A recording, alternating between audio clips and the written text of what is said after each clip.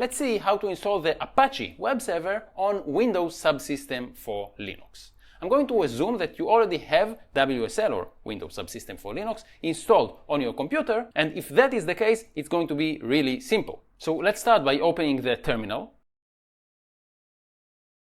And by clicking here on the small arrow, I can choose the distro I want to run inside WSL. And let's update our Ubuntu system. And now to install Apache, all we need to do is run apt install Apache 2.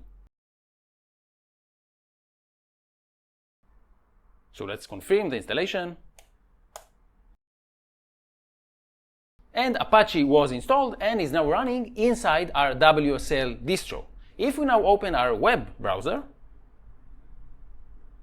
and go to localhost,